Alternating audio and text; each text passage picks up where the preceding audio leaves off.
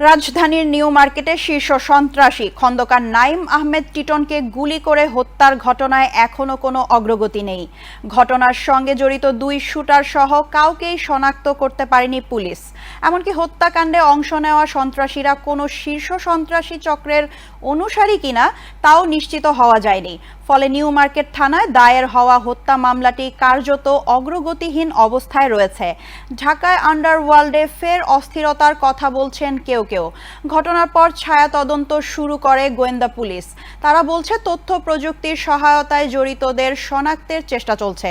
তবে প্রয়োজনীয় তথ্য প্রমাণ ও নথি বিশ্লেষণ করে প্রকৃত খুনিদের চিহ্নিত করতে আরও সময় লাগবে।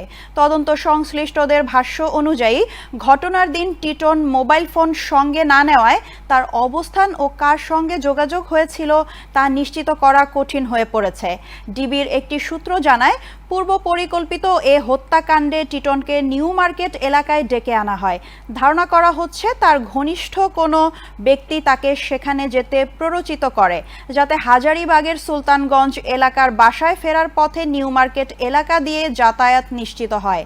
আইন শৃঙ্খলা বাহিনীর নজর এড়াতে এবং দ্রুত পালানোর সুযোগ তৈরি করতেই এই স্থান বেছে নেওয়া হয় বলে মনে করছেন তদন্তকারীরা। পুলিশের ধারণা, মাত্র 4 মিনিটের মধ্যে সংঘটিত এই কিলিং মিশনে পরিকল্পিতভাবে হামলা চালানো হয় এবং এরপরই হামলাকারীরা দ্রুত ঘটনাস্থল ত্যাগ করে। পুরো ঘটনায় ঢাকায় আন্ডারওয়ার্ল্ডের সক্রিয়তা নিয়ে নতুন করে আলোচনা শুরু হয়েছে।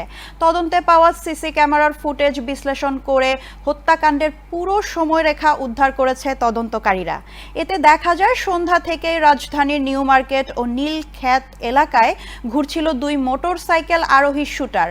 তদন্ত সংশ্লিষ্ট সূত্র জানায়, সন্ধ্যা 6টা থেকেই ঘটনাস্থলের আশপাশে অবস্থান নেয় তারা। পরে রাত 7টা 50 নীলক্ষেত মোড়ে তাদের সর্বশেষ অবস্থান শনাক্ত করা হয়। একই সময়ে সেখানে উপস্থিত ছিলেন নিহত শীর্ষ সন্ত্রাসী খন্দকার নাঈম আহমেদ টিটনও।